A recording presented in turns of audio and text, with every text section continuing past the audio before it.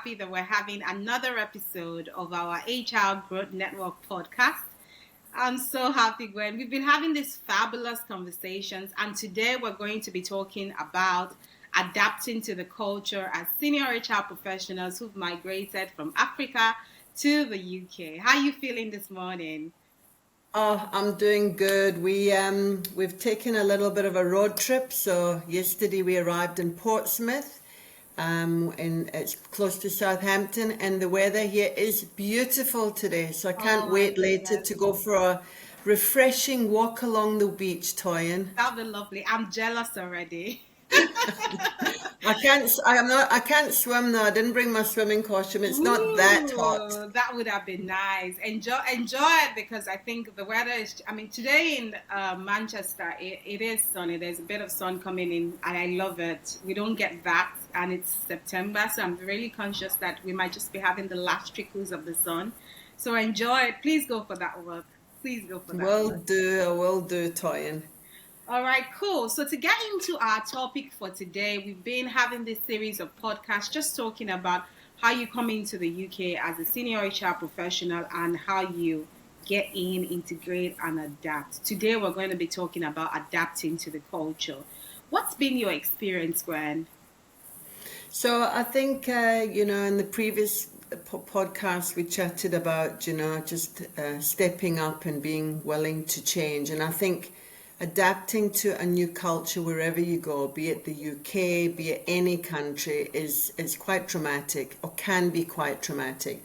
My experience was it was because suddenly you come into this whole new environment, and it's not just around business or people or organization, it's just the day-to-day things, it's the weather.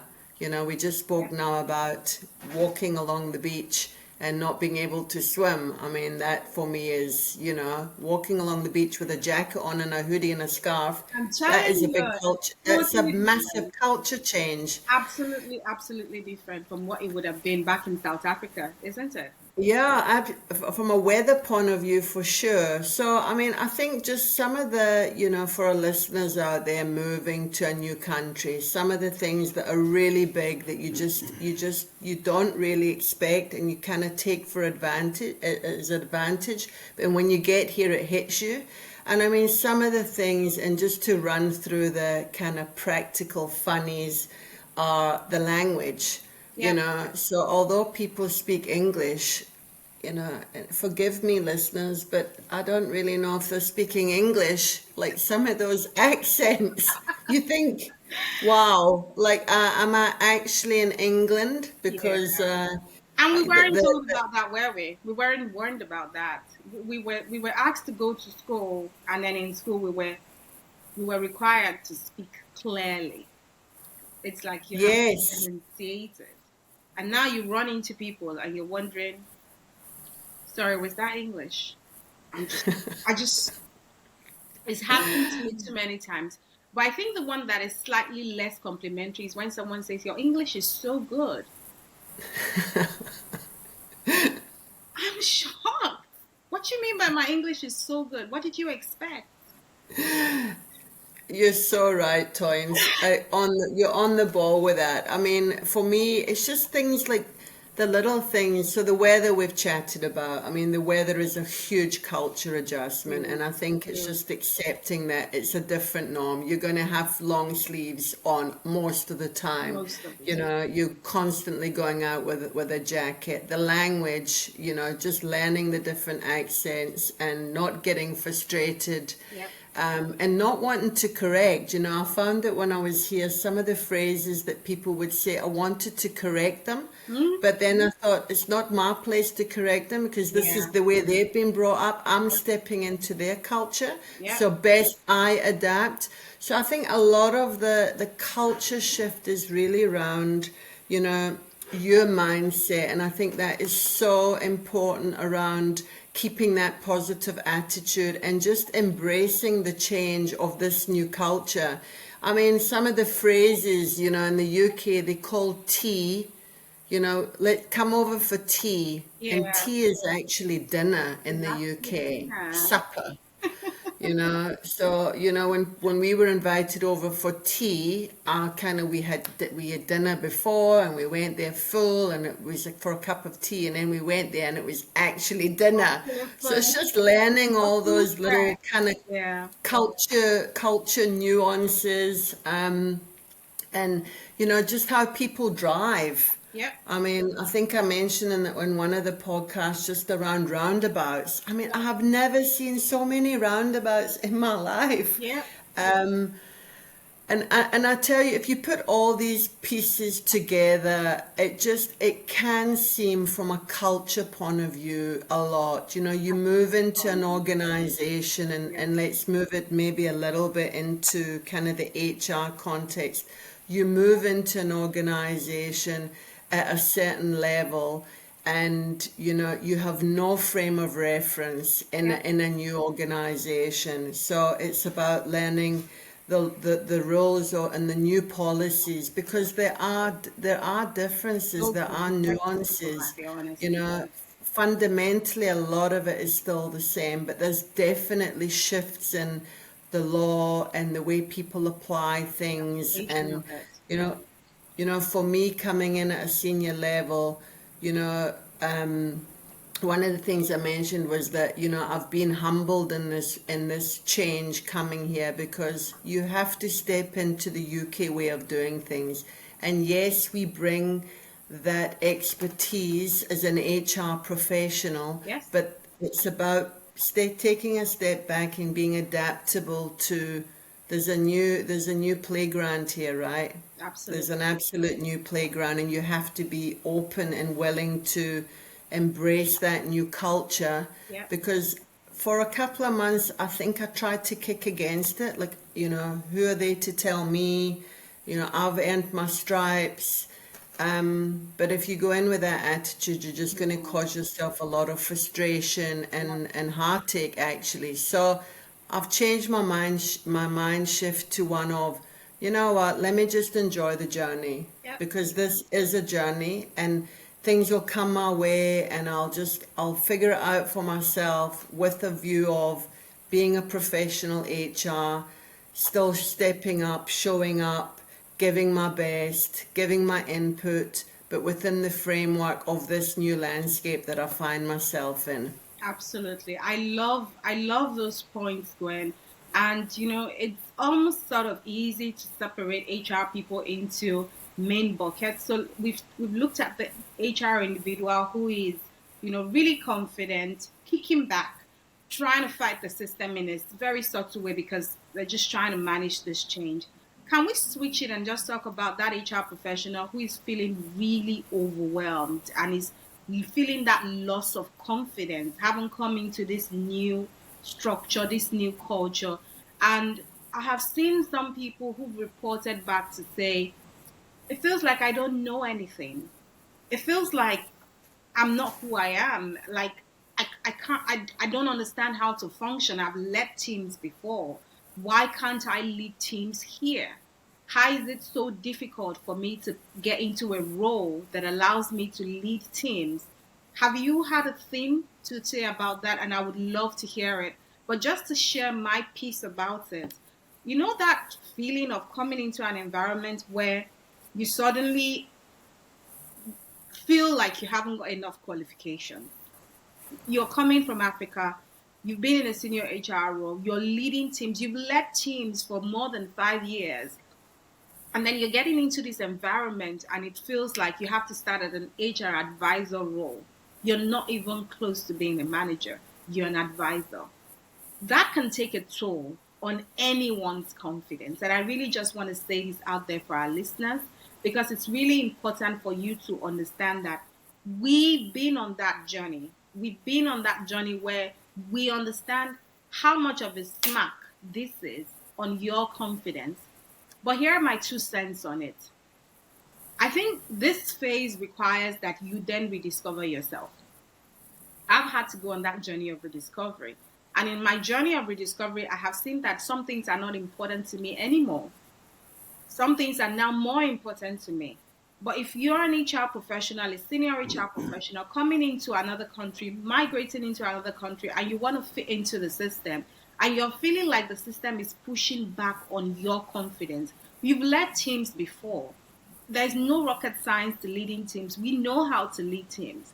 You need to remind yourself of who you are, and obviously not in a forceful way. You need to remind yourself of your accomplishments. I call them your career bragging rights. What have you done? How did you do it? How did you deliver it? You need to go back to that moment when you achieved those career bragging rights, because that's who you are. That's the high performing HR professional that you are. Yes, in this environment, you probably have to take a step back, and that's something we're going to delve into in other episodes of the podcast. But that doesn't mean you don't have the skill set of a senior HR person. And when you're in meetings, when you're associating with people, when you're showing up, like when you say, you're showing out those qualities because you're a senior person. Being a senior HR person isn't something you can turn on or off. It's who you are, it's how you come to the table. When I'm going to let you share your thoughts on this, but then my takeaway would be you need to go back to who you are. You need to remind yourself of what you have achieved. You need to keep that in the fore. If that means you're doing this mindful meditation on who you are every morning and evening because you're going out there and you're being knocked back, you're being knocked down, your confidence needs that boost, then take it like a dose of vitamin in the morning and in the evening. This is who I am, this is what I have achieved. And when I'm showing up in conversations, I'm showing up as a senior HR person that I am. And that for me has been a huge booster when it comes to having those confidence crises. And now I speak to my clients, I speak to them and I try to tell them, let's go through this exercise of reminding ourselves of what our career bragging rights were. What do you think, Gwen? No, Toyin, I think you make such important points, and I absolutely love it. I mean, I talk about this thing of being humbled and kind of being put back in your place, right? Because the reality is, and we've touched on that before, you come here, people don't know you. Yeah. Your skills are kind of not recognized. So you start from a blank canvas. And I think that's an amazing opportunity to reset, but it could also be daunting, right? So, I mean, I think just back to your point of, people don't know you, you've led a team, you question your confidence. And I definitely found that. But I think what is key is, to remind yourself of where you've come from. I mean, I remember at one point I actually took my CV with a cup of coffee and I just read through it. And I was like, remember who you are, okay? You have achieved. But in the work environment, my, 2 cent little diamond gem, simple to the team, is really one of don't overcommit and underdeliver. Go in there with a attitude of I'm hungry to learn, I'm hungry to grow, and I'm hungry to partner with you. I'm hungry to step up and show up and to deliver on what I've committed. Because I think that sometimes is where it falls down. We go in there and we say we can do. And then we don't do, and then that builds, So for me, what I did is I kind of went in, sussed the scene, and didn't try to make any changes. It was more around partnering with the team, taking time to understand who are you, where are you in your journey, how can I support you, what are the roadblocks, what are the quick wins. And I did that with the HR team and also the business in general, the partners that I was working for. And honestly, I think for the first 2, 3, 4 months, people were just, there was no trust, right? You could feel that kind of, you're the newbie, you're from South Africa, we don't really know you, we don't really trust you.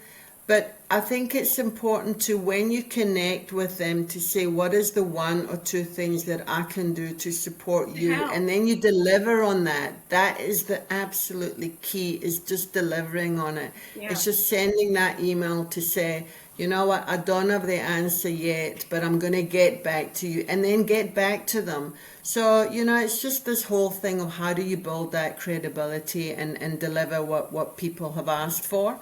So, I mean, from an HR colleague, professional, guys, HR is it's a tough environment, and it's a tough environment in the UK, but we are people, and we are people professionals, Yep. and we need to dig deep to, we've got the EQ, we've got the qualification, or we're working towards it. We've got the passion and the heart to be in HR. We're here for a reason.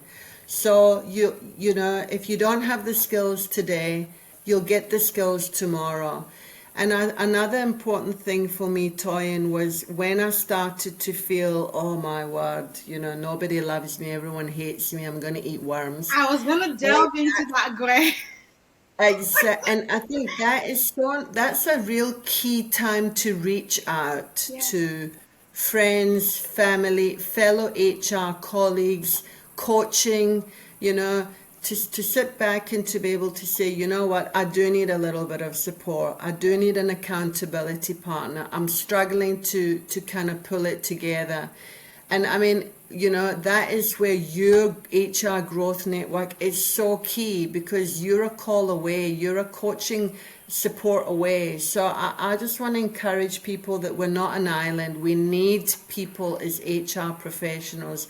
And it's about leaning into what that looks like and connecting, because there's nothing more rewarding than getting off a call with a colleague or a fellow HR network or a coaching call, because it does boost you and it does Does push you yeah, forward and give you that strength. it So does. those are some of the things that I've really found have been value to me.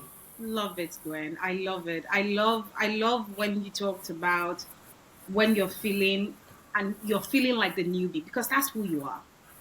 That's who you are. And the earlier we embrace it, we sort of manage our feelings around it. And there's a lot of non-talking about it. We need to start talking about this. We need to put this on the table. You are a newbie in this environment, and being a newbie in this environment would require you to approach things differently. You're not going to charge in there and try and change everything. You don't even understand the culture yet. You don't understand what people say, what people mean when they say certain things. And that's taking me time to figure out as well that, oh, did he mean yes or did he mean no? Was this giving a go ahead or did he mean we should hold on a bit? Now, obviously, with our frame of reference from Africa, well, we would understand it the way we have always understood things, to say, oh, yes, we need to go ahead with that. But maybe what he was saying is we need to reflect on this a bit more. And there is absolutely nothing wrong with just being vulnerable enough to ask questions. I know that because we're HR professionals, we might tend to have that thing like, I should know it. I'm expected to know it.